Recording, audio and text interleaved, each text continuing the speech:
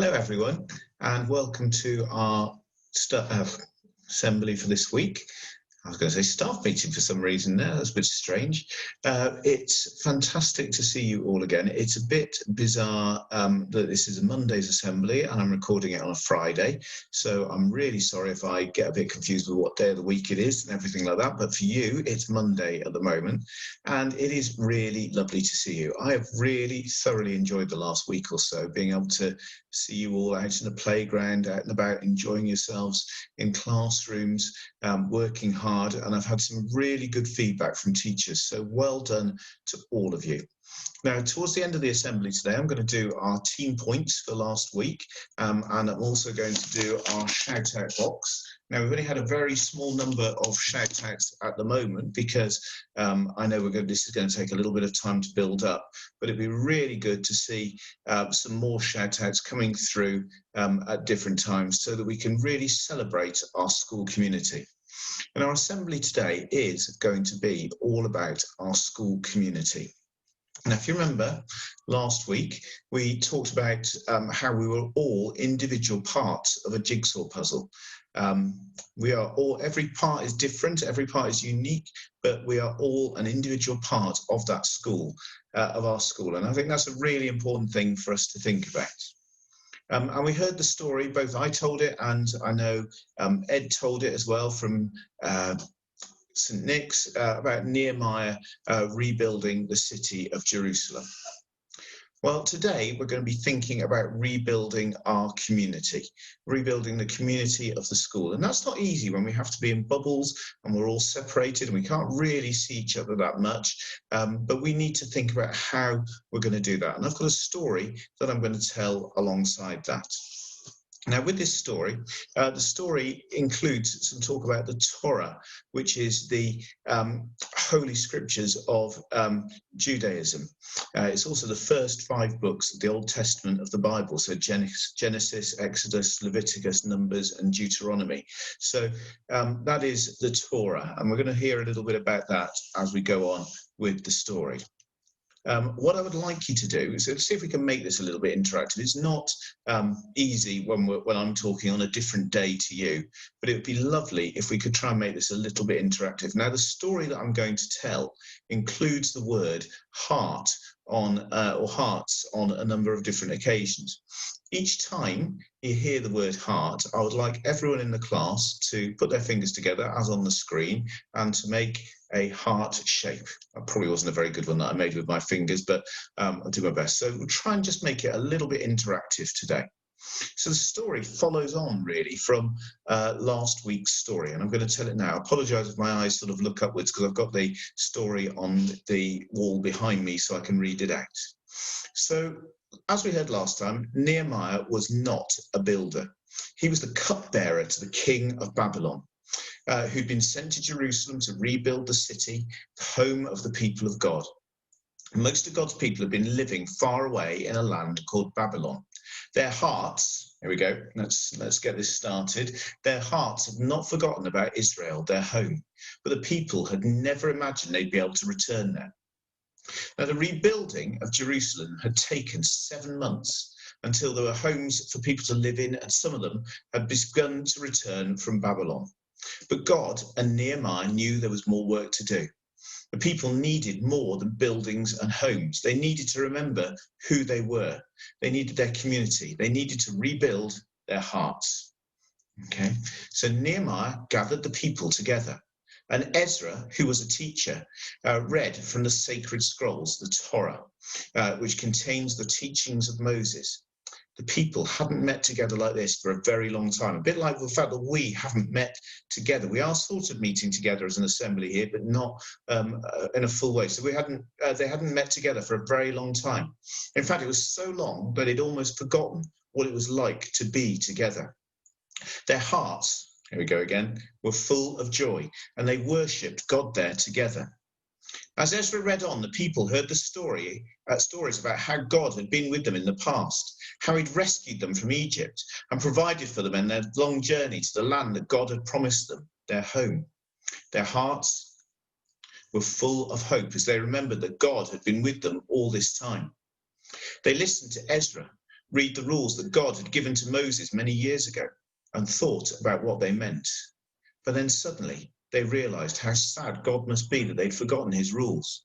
And as big tears fell from their eyes, their hearts were filled with sadness. But God was using this sadness to help mend their broken hearts, to help the people to remember who they were and the things that should be important to them, the things that really mattered to God. So Nehemiah looked at the people and he knew just what to do. He shouted out, "Don't cry. This is a great day for us to remember, to be glad that we have remembered that we are God's people. His joy will make your hearts strong."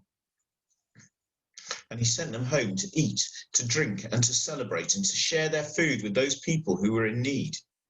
When they gathered the next day, the people heard how God had given them a way to celebrate that they were his people and to remember his faithfulness on the long desert journey long ago when they lived in tents, as God had told them to. They gathered branches from the trees and built shelters on their rooftops, shelters in the courtyards and shelters in the grounds of the temple. The people gathered up all their words of praise into a great prayer, and then they made promises to each other and to God and signed a charter to remind them of who they were and what they'd promised. And as they celebrated, their hearts were rebuilt, just like the walls of the great city had been. And God's heart was very glad. Now, we need to think about that, our hearts, our community, St. Nick's. How can we make sure that we build our community again? Every single one of us has a part to play, just like those jigsaw pieces that we talked about last week. We've all got a part to play in making sure St. Nick's is rebuilt as a community as strong as it was before. And I want you to really think about that. Now, I'm going to say a prayer, and I'm going to use some words that people prayed at the time when they celebrated together. If you want to, you can make this your prayer as well. Let's pray. God, blessed be your wonderful name. Your name is more wonderful than all the blessings and praise. You are the only Lord. You give life to everything. Because of your mercy, you saved us again and again. You were patient with us for many years. Our God, you are the great and mighty and wonderful God. You keep your agreement of love. Amen. And that prayer is taken from the book of Nehemiah in the Bible. And I think it's just really important for us to remember the importance of that story about how Nehemiah rebuilt the city, and he and Ezra together rebuilt the community of Jerusalem. And that is such an important thing that we need to think about. So over this week, I want you to think about your story. Okay, we've all been apart for a few months. What's been important to you during that time, during lockdown? What words would have been important to you? What stories would you like to share with others about your lockdown experiences? I want you to take some time this week and have a think about that and come up with your story to tell other people in your class. Thanks very much. I'm going to move on to our shout-outs now. Here's our shout-out box. Open the lid, and I think we've only got shout-outs from one class this week, but it is lovely to do them, and I'm going to read them all out, and hopefully we'll have a few more next week. So our first shout-out is to Maruna and Georgie B and Kruthi, because they are good friends, and that's a fantastic thing to hear. A shout-out to the whole of 6N for being amazing. Another one, I'd like to give a shout-out to Mariella for being really kind. Next one here, to Zachary for being a good friend.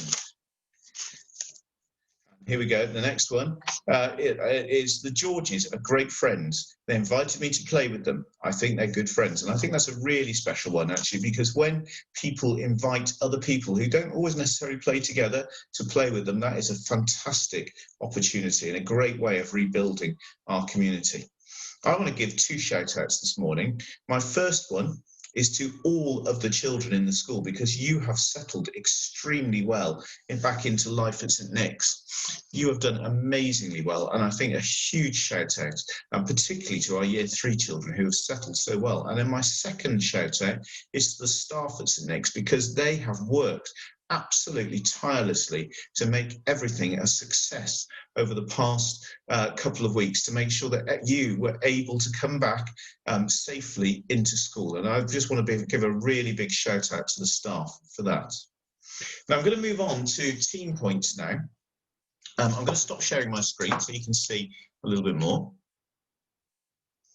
Here we go. So this is our team point trophy. For those of you in year 3 who haven't seen it before, this trophy is very, very special. We all work together, every team works together to get their team points. We will have team captains before very long, and they will be making the decisions and doing all the counting up, and will be leading your teams. Now we've got our different coloured sashes for the different teams, and one of these sashes will be around this cup in a minute or so's time. So we'll see which team has won this week. By the way, for those of you who, the winning team at the end of each term gets to have a non-uniform day. So it is important to gather up those team points, make sure you write them down. So in fourth place this week with 195 team points, still a really good number, is the yellow team. So well done to yellows, congratulations, but unfortunately not one this time. In third place with a really good 223 team points was the blue team. So congratulations Blues, well done for coming into third place. So it is between red and green. I can tell you that one of those teams had 238 team points and the other one had 272.